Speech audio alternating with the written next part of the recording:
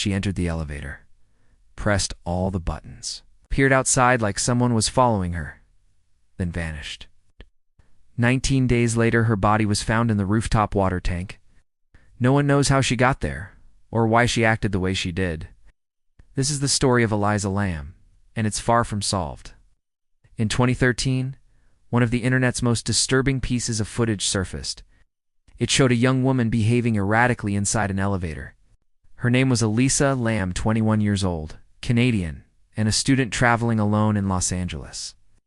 She was staying at the Cecil Hotel, a building infamous for its dark past, serial killers, suicides, and mysterious deaths.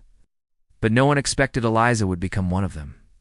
And what the footage captured would haunt the world for years to come. Elisa arrived in LA on January 26, 2013. She was on a solo vacation across the US, posting regularly on her blog. She was artistic, bright, and openly struggled with bipolar disorder, but she was functional, independent, and responsible. She checked into the Cecil Hotel, once a glamorous place in the 1920s, now a rundown building known for drugs, crime, and tragedy. Due to complaints from her roommates about her behavior, she was moved to a private room. Then, on January 31st, Elisa disappeared. The LAPD launched a missing persons investigation. Posters were everywhere, but there were no leads. Until February 14th, when police released the elevator footage.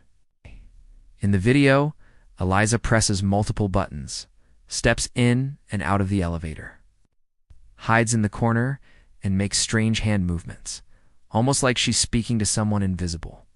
Her facial expressions shift rapidly: fear, curiosity, confusion. Then, she walks out of frame and is never seen alive again. The footage went viral. Millions watched, rewound, and speculated. Why was the elevator door stuck open? Was she hiding from someone? Was she hallucinating? Or was something paranormal involved? On February 19th, hotel guests began complaining about low water pressure, dark-colored water, and a strange taste. Maintenance staff investigated the rooftop tanks and found Elisa Lam's naked body floating face up in the water. The tank was sealed. Access required a ladder and a locked door with an alarm. No one reported hearing anything. Her clothes were found nearby in the tank. Her phone was never recovered. The autopsy ruled Elisa's death as accidental drowning. No drugs, no alcohol. Her medication levels were lower than expected, possibly indicating she had stopped taking them. But how did she get into the tank? The lid was heavy. There were no ladders inside. The alarm never went off, and no fingerprints were found. Is this really an accident? Or did someone follow her up there? Some believe Elisa had a psychotic episode caused by her bipolar disorder. This could explain the erratic behavior in the elevator. But it doesn't explain the rooftop access, or why the door alarm didn't go off. Others believe she was murdered by a hotel employee who knew how to bypass the alarm, or by a stranger she met that night. But there were no signs of trauma or assault. But here's where things get weird. The Cecil Hotel is no stranger to legends. Some believe Richard Ramirez, aka the Night Stalker, used the hotel as a home base during his killing spree in the 1980s. At least 16 people have died within the hotel, many under mysterious circumstances. Elisa wasn't the first. She might not be the last. Some believe the hotel itself is cursed, feeding off tragedy, attracting darkness. Maybe Elisa is just the next chapter. So let's talk about the theories. First up, mental health crisis. Some believe Elisa had a psychotic episode brought on by her bipolar disorder. This could explain the erratic behavior in the elevator. But it doesn't explain how she gained access to the rooftop, which was locked and alarmed, or why the alarm didn't go off. This theory also overlooks the fact that she was found fully clothed except for her shoes. If she had climbed into the tank through the roof access door, why would she have left her clothes behind? Then we have foul play. Some believe Elisa was murdered by a hotel employee who knew how to bypass the alarm system, or by a stranger she met that night. However, there were no signs of trauma or assault, which would have likely occurred during her climb if she had been conscious. Moreover, her body was found without a single mark, suggesting that she probably wasn't killed at the water tank. And then there's the paranormal theories. The Cecil Hotel has a reputation for being haunted. Some believe Elisa was influenced or attacked by a supernatural force. This is further evidenced by her seemingly random behavior in the elevator, such as waving at invisible people or pressing every button. Others tie her case to the elevator game, a creepypasta ritual that allegedly opens doors to another dimension. Proponents of this theory often cite the timing and behavior in the video as evidence, but critics argue that there's no concrete link between the two. Additionally, while the elevator in the Cecil Hotel has been the subject of many urban legends, there's no historical basis for these claims. Elisa's case became an internet phenomenon. Reddit threads, YouTube breakdowns, podcasts, documentaries. Everyone had a theory. Everyone saw something different in the footage. Was she waving at someone? Was the door being controlled remotely? People even tracked down her Tumblr posts, searching for hidden meanings.